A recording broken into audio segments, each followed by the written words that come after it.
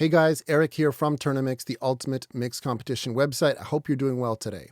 Real quick, if you like mix contests, please check out the link in the description below. We host 2 mix contests every month. It's a lot of fun. And if you just want some free multi-tracks, head over to the link.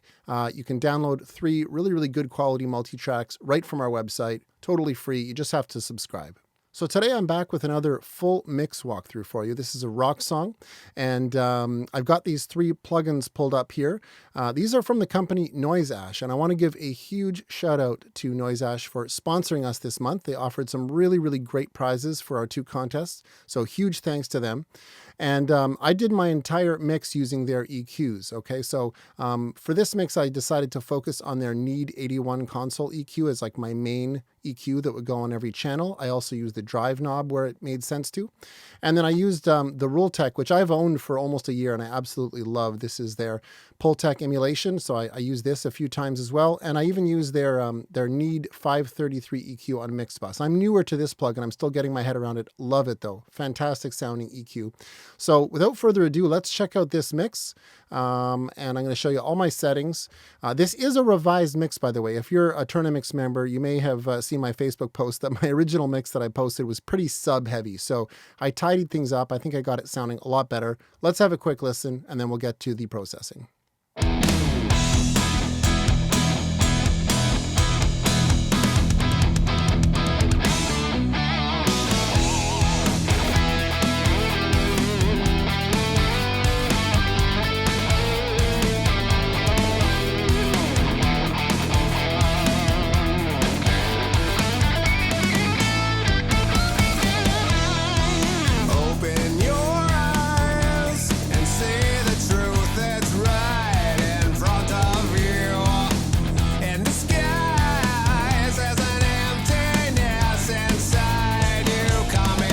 All right, you get the idea. Just a big old rock song. I absolutely love this. I want to give a shout out to Bob Melanson, who is a TOURNA-MIX member, for making this song possible. It was him and his buddy Gary Nightingale who made this song together. I think they did a bang up job. So let's take a look at this mix. We'll start with the drums.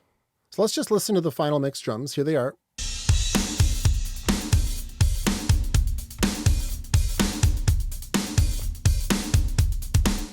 All right, so just kind of a big modern rock sound. I'm not going to lie, a huge part of my sound was samples this month. I actually replaced the snare 100%, which I don't normally do. And then I augmented the kick and all the toms. There were 6 toms. I augmented them all with samples, okay? Now, if you're wondering, well, why did you, replace the snare? Why didn't you use the real snare? There was actually a very good reason for it. So here's the snare that was provided from the real kit. All right, there's nothing wrong with the way it was recorded. It's a good sound and all, but look at its fundamental. Just gonna freeze it here with Pro Q3. 234, okay? Now, there's nothing wrong with a high-pitched snare. Personally, though, in rock, I've never had the ear for kind of more piccolo-sounding snares. Let me just mute this again. And I actually decided to kind of just get rid of that sound entirely. I also gutted the overheads so that that sound wasn't in them. This is not something I normally do, but I thought for this song, it's just what worked best for me. All right, so let's start with the overheads. Like I said, I gutted them, and by that I just mean that I filtered them aggressively using this console EQ from Noiseash. Let's hear them completely raw. Let me just turn the plugin off. Right, so this is like the raw overheads. And then with this EQ, I filtered them up to 270, so they sound more like this now. Okay, I also brightened the top end quite a bit at 10K. Okay, now you can see this drive here. So this is a really cool plugin. Basically, you can saturate with it and EQ with it. There's no compression built in, so it's not a full-blown channel strip. But it's it's an emulation of the Neve 81 console EQ, and they've done a really good job. So I've driven this up here to kind of clip the signal. Let me show you. This is a really great feature of any saturation device. Really, is the ability to clip down peaks. So let me turn it off. Let's just watch the peak values here on the overhead. You can see we're at about, minus 14.2. So let me turn on the EQ here, and I'm going to turn off the filter and EQ, so we're just going to hear the saturation. See where it's peaking now? Minus 17. So So we've already cleared off about 3 dB of peaks, right? And on some of the fills, it was actually probably more like 5 dB, right? But it's transparent. It offers a bit of character and weight to the sound, but it just shaves those transients down in a really musical way, okay? So that was the first thing I did. And then I filtered at 270 and brightened the top end. So raw and processed. Okay, and then I use my favorite compressor from Kush here just to squeeze it a little bit. Not much at all. Almost hardly any compression, really. All right, so that was the overheads. For the hi-hat, I don't usually really, normally do much to hi-hats. I just, again, kind of filter out all the low ends. So, if we were to solo up the hi-hat and take away the filter and the EQ, just kind of boomy sound. Okay, so I'm going to turn the filter on here and turn on the EQ, which is basically just brightening the high end. Okay, so very, very similar to the overhead processing, just brightening and scooping out all the lows. Let me skip over to the kick now. Okay, so I did use the real kick, and it was a nice sounding real kick. Here it is with all the processing on it.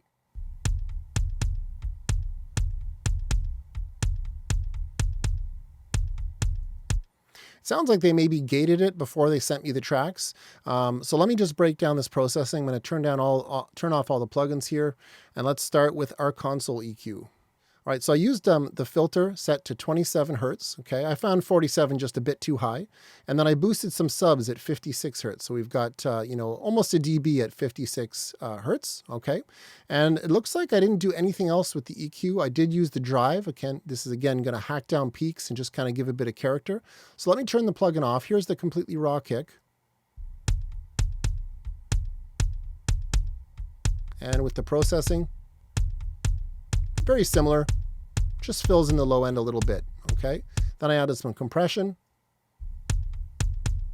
Okay, this is a 10 millisecond attack and a 100 millisecond release. Quite a bit of compression, almost 8 dB. And finally, I use K-clip just to hack down the peaks even more, okay? So this is going to be clipping the signal. Not too aggressively. I find kicks, it's really, really hard to clip them more than 2 dB, 3 dB tops. Otherwise, they just start crapping out on you.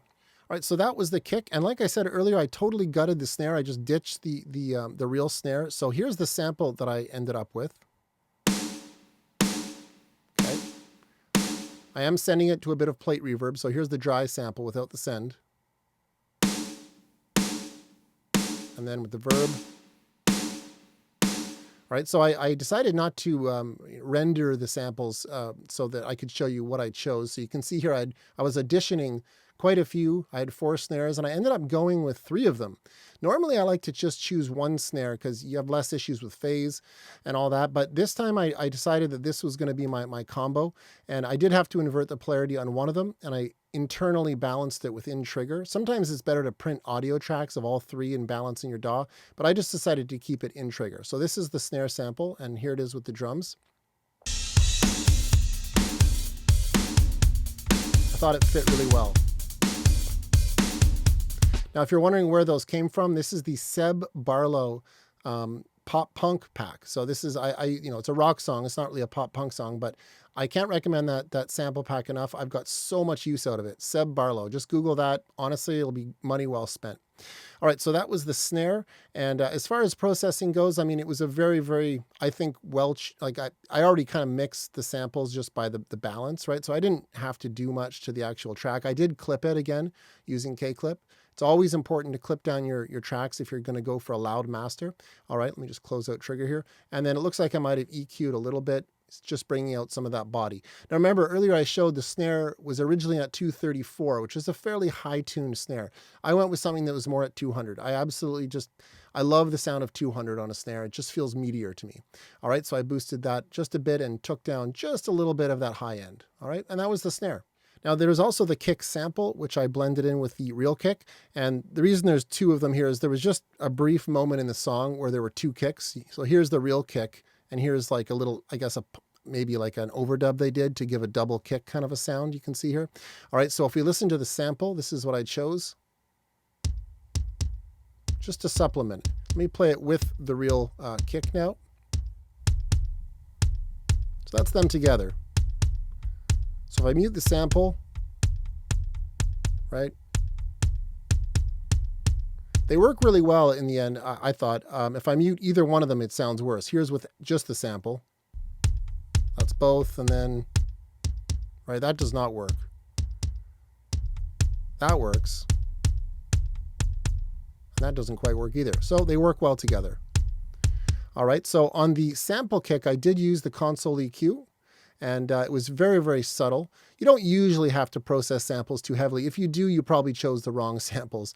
So all I did here is filter at 27 hertz and push up a bit of 100 hertz, not much at all, half a dB at 100 hertz, okay? And that was the full processing with just a little bit of drive.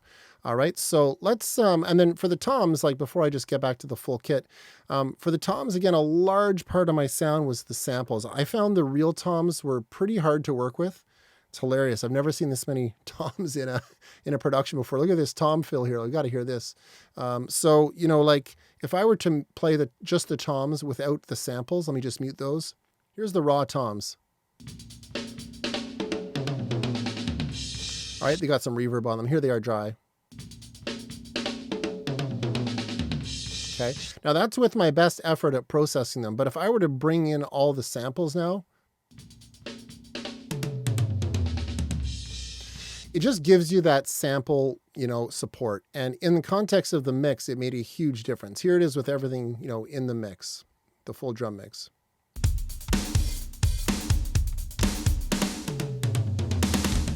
Turn the reverb back on.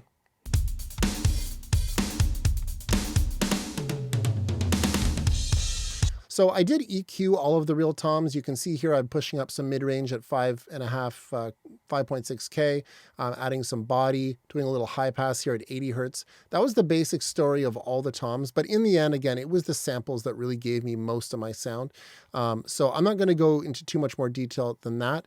It was worth the time for me to bring in those samples. All right, now I also did some drum bus processing. Okay, I used the Vertigo VSM3 to compress. I used the Noiseash 533 EQ. Okay, and then I also used K-clip to clip the whole drum bus. Okay, so even though I clipped all the individual shells, I still find it helpful to clip the drum bus. All right, so let's check these guys out.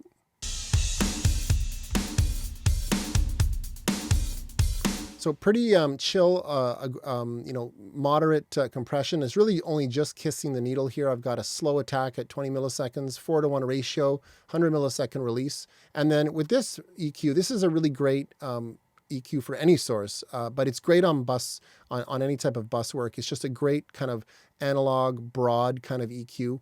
All right, so I engaged the high pass filter here. This is just set by default to 20 hertz. Okay, so that just tightened things up a bit.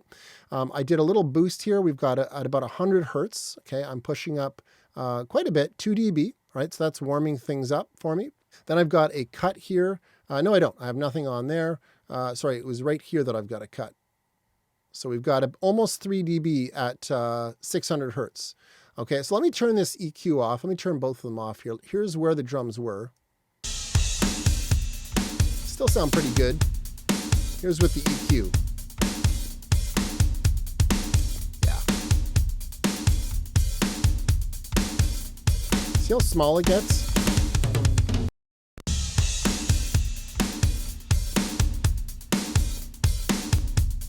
Love what that does to the low end.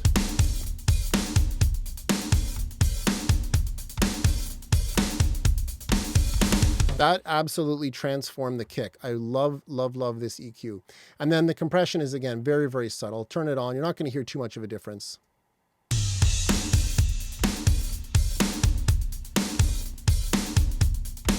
This was actually one of the rare times where I didn't use parallel compression on drums. I can't remember the last time that I didn't use parallel compression, but a big part of it was just that so much of my sound came from my samples and they were pretty even. So I just didn't really feel like it needed much more compression. The last thing I did on my all drums auxiliary, this is basically just an extension of the drum bus, is just a bit of limiting. Okay, just very subtle peak limiting. All right. Again, just helps with getting a loud master down the road. So lots of clipping on the individual shells, on the drum bus, and on the final all drums auxiliary. And that was my drum processing. Let's bring in the bass and hear that.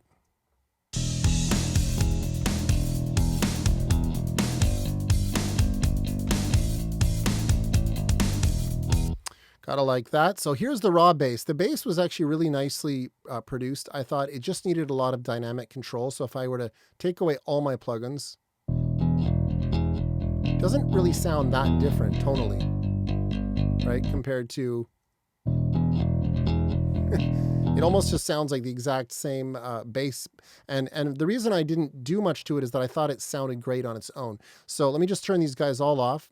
I've shown this before in other videos, but one thing I love to do on bass is some limiting at the very, very start of the chain, especially with a bass line like this. You can see how spiky it is, right? So first thing is just to limit.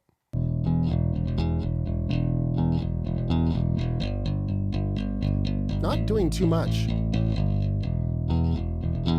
Maybe 3 dB of limiting on the highest peaks, okay?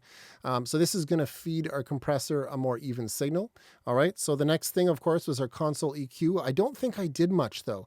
Again, I like the sound of the bass, so basically all I did was high pass at 47 hertz. It doesn't look like I did any other EQ. I didn't. So that's all there was for that. This is where we're at so far. And then 2 stages of compression. So I've got an 1176 into AR1. Okay, so we've got this kind of thing happening. Easily 15 dB of compression between those two. Starting to sound a lot more solid. And then I always do final limiting at the end, especially in rock, okay? You don't have to be shy with limiting in rock music. And it's barely touching the needle.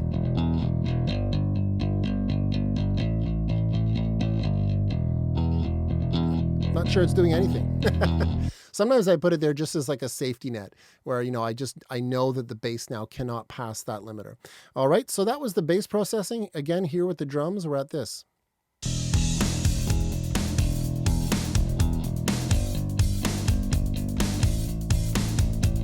All right, let's bring in all the guitars. All right, so for this little intro guitar, I just filtered at 270. This is a really nice analog high-pass filter. It sounds great. So I just cleared out all the rumble. If I turn the filter off here, it's just boomy.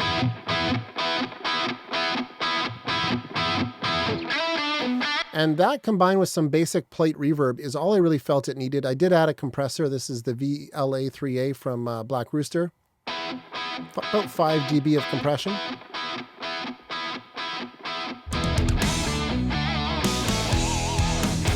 All right, and then for the rhythm guitars, I'm just going to go to the one that's in the main kind of verse area here. Let's go to these guys here. So let's hear those. This is this kind of part here.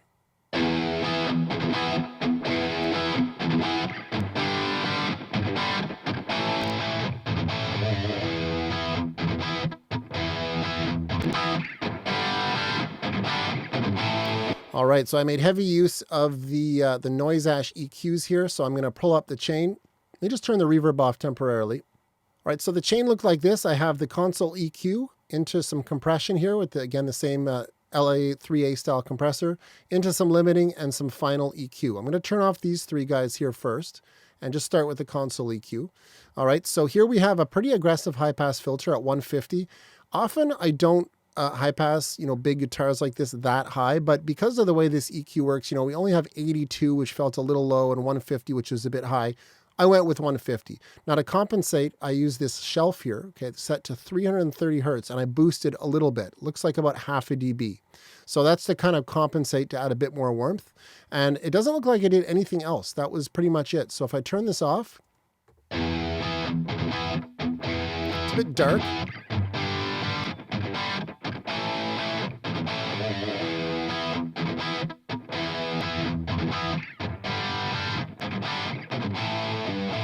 All right, so it sounds a lot tighter, with that EQ in. It sounds maybe a bit thin, but we're going to address that in a second. Then some compression and some limiting.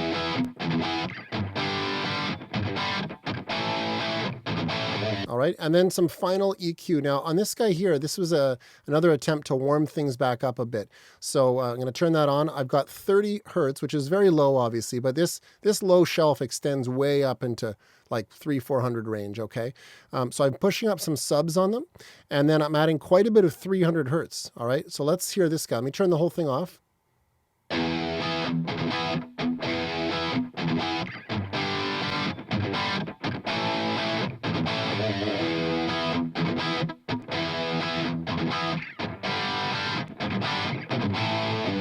And that adds a little bit more beef through the low mids, okay?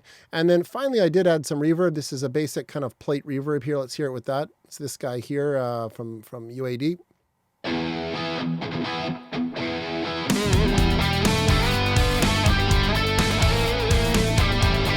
We skip ahead to the open verse here.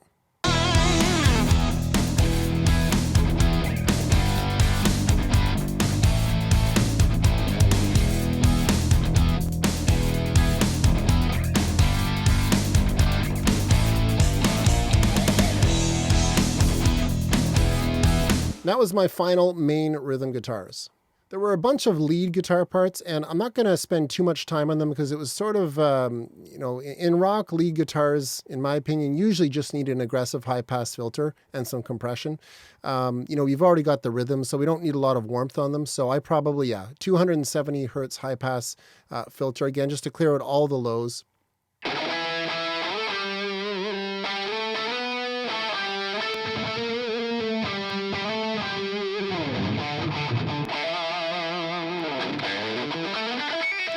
And that was the basic story, right? With all the lead parts, is just filter out all the low end, you know, add some compression and add a little bit of plate reverb.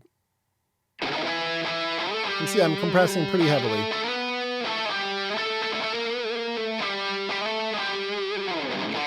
All right, so yeah, the guitars were super well done in this song. That's pretty much all I'm going to show for them. Again, there's a lot of other lead parts, but it's the same story. Let's go take a look at this vocal.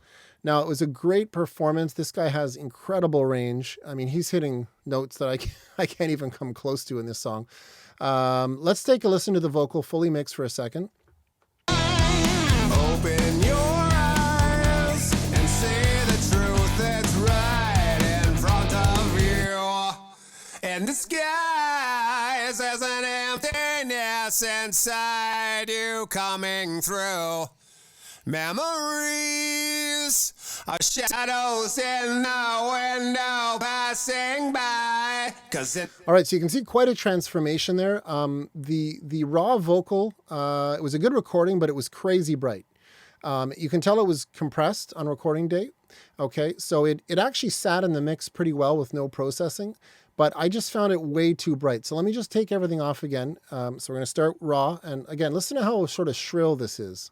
Open your eyes and see that. Yeah, that to me, now some of that brightness is coming from my mix plus processing, but it was a bright vocal. So I brought up Old Faithful here. We've got our console EQ, and basically I did some aggressive filtering here. I've got the high pass set to 150, but the low pass set to 8.2. So listen with just that move. See the truth that's right in front of you. And the skies as an emptiness inside you. That was a huge move. Now, normally, I can't remember the last time I low passed a vocal this aggressively, but it really took care of all the issues that I was hearing with that aggressive high end, okay? So that was the first thing. I didn't even do any other EQ. I just did my filtering. And then, even though it was a very dynamically controlled vocal, I still hit it pretty hard with one of my favorites, an 1176. Open your eyes and see the truth that's right in front of you. Yeah, that took care of the compression for me. Just that one compressor was all I really felt it needed. Then I just added some sibilance control and some limiting. Okay, so a little bit of sibilance from waves with some limiting. Open your eyes and see the truth that's right. Okay, and now with the signal essentially flatlined, okay, I've got a heavy compression and then a limiter. Then I added some saturation with Omega Tweak. Right in front of you. And the skies as an emptiness inside you coming through. I like what that does. It's not like a super obvious distortion sound by any means, but it just rounds out the sound a bit and gives it a little bit more of a solid, cool kind of vibe. Remember, we started here, okay? We were here raw. Open your eyes and see that. Which is, and honestly, I can't listen to it. It's just too harsh, and we're here now.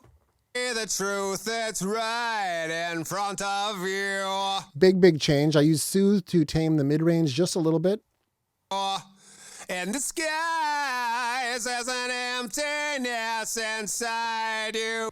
All right, he's got that Chris Cornell belting kind of style of singing. Fantastic singer, but it leads to a bit of harshness. Okay, and then even though I removed all the high end from before, I kind of figured I was going to eventually have to do this, brighten things back up a bit. You know, an 8.2 kilohertz high pass, low pass filter is pretty aggressive, right? And even though it took away all that high end that was bugging me, it left it sounding just a bit too dark. So I brought in some 16K here. All right, you can see a decent boost there, nothing too crazy. And then I removed a bit of 5K and added a bit of 200. Open your eyes and see the truth that's right in front of you. And the sky is as an emptiness inside you. Kind of a subtle move in solo, but in context, it just gave me a bit more brightness, but a bit less harshness, okay? And then finally, just a small cut. You can tell the upper mid-range was bugging me a bit in this vocal. Just a little dynamic cut at 6,500 hertz. Okay, so let's listen to that raw. It's not raw, sorry, dry, no effects, but completely mixed in context. Open your eyes and see the truth that's right in front of you. Let me turn off all the processing. And the sky is as an empty Again, I can't quite listen to that. inside you coming through. And now with the effects, and we'll get to those in a sec. Open your eyes and see the truth that's right in front of you.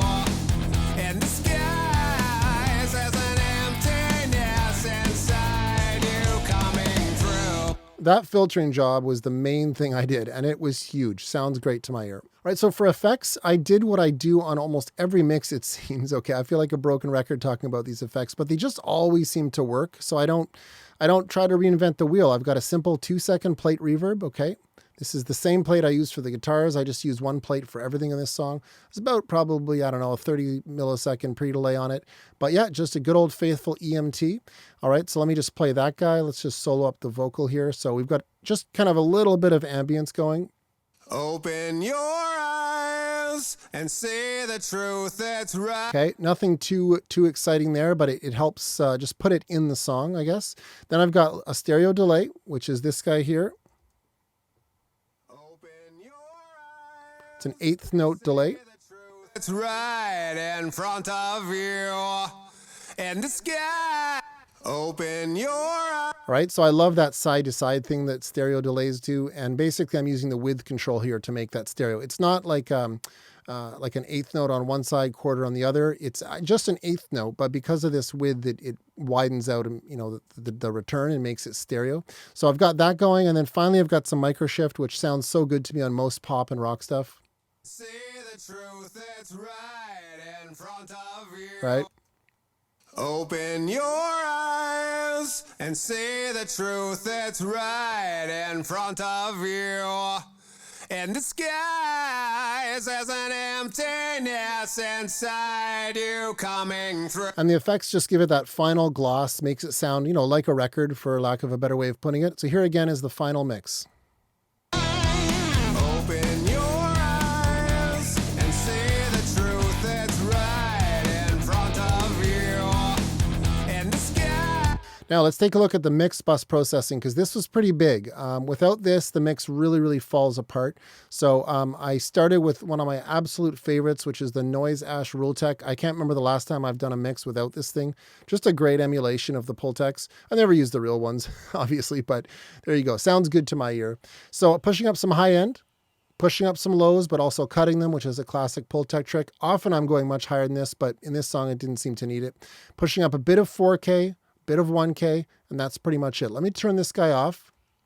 Open your eyes and see the truth that's right in front of you.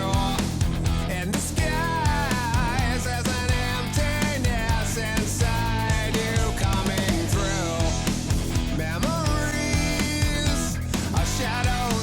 So this is not nearly as dramatic an example as in some of my mixes. Sometimes I've got the boost way up high. To me, it really gives life to the guitars. They kind of pop open on the sides a bit more, presumably because of this 1 in 4K boost. But yeah, the whole mix just feels a little better, but not like a massive difference. Let's go on to the compression now. Okay, hard to beat an SSL for rock. Open your eyes and see the truth that's right in front of you. And the sky says an emptiness inside. Again, the mix just kind of wilts without it. The guitars kind of die. When I bring it back in, they kind of come to life again. This is pretty much standard for me, 30 millisecond attack, 2 or a 4 ratio, and I always have the internal sidechain engaged. I can't mix without an internal sidechain on MixBus. And contrary to what a lot of people think, when you set your internal sidechain, it doesn't mean that your low end isn't being compressed. The low end is still compressed, okay? It's just that the compressor is not reacting to the low end. And so what happens with kick drums is they have a lot of sporadic low end energy, right? It's on, it's off, it's on, it's off. And if your compressor is reacting to that, you're going to get pumping. Now, pumping is not a bad thing inherently. I mean, it could be cool from an artistic standpoint. For whatever reason, even in aggressive genres like this, I prefer a less pumping sound. And just by engaging this, you remove that problem, okay? Very, very handy. Now let's go on to the SP Vitalizer, which I brought in mostly to add width. This thing has a really good stereo expander, which I love. But I decided to also use the EQ to add a bit of highs and lows. So let's hear this guy. Open your eyes and see the truth that's right in front of you. And the sky says an emptiness inside. Yeah, that's pretty cool. You can hear the width, okay, and the extra brightness. It's not a night and day change. Like the mix, I think, still sounds decent without it, but it kind of perks things up and makes things sound a bit more modern to my ear. And then I brought in another EQ. I'm a big fan of MixBus EQ, and this is a really, really gorgeous EQ for the job on MixBus. Let me turn this off. I think this made the biggest difference. Open your eyes and see the truth that's right in front of you.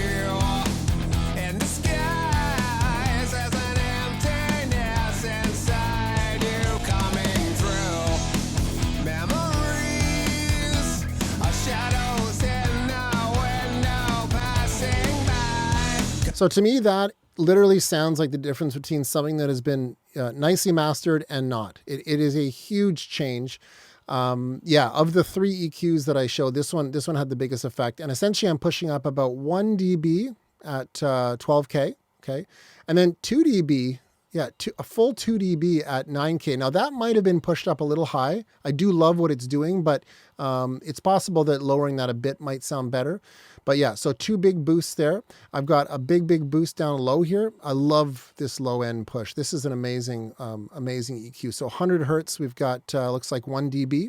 And that's it. I've also got the high pass filter engaged, which again, defaults to 20 hertz. I didn't push it any higher than that. But yeah, let's hear that again. That is a big change. So start with it off. Open your eyes and see the truth that's right in front of you. That's crazy what it does to the low end. Let me try muting all of the EQs. So the Rule Tech, the SPL, and the Need.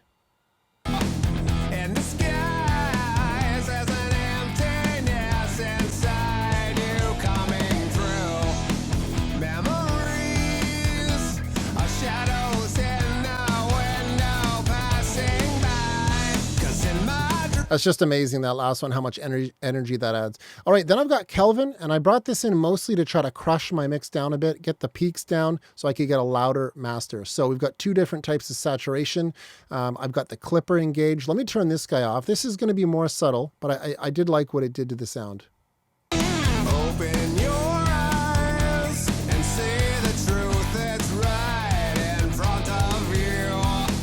And the sky says an emptiness inside you coming through. Yeah, so there's more of a transparent thing. It's not like a big shift to the sound, but it allowed me to get a master that was about 3 dB louder thanks to the saturation and clipping, okay? Now, what's cool about this plugin is you can add saturation, but then you can tell it to not saturate the low end, because often what happens is your low end is going to start to break up on you when you saturate. So I've actually got this set at 75 hertz here, and I've lowered this fader, which effectively means that the low end is not being saturated. And on the contrary, I've got this fader pushed way up, so the high end is being saturated more. Everything above 13K is being saturated more. Very, very cool plugin. but the main thing it's doing is crushing down those peaks for me.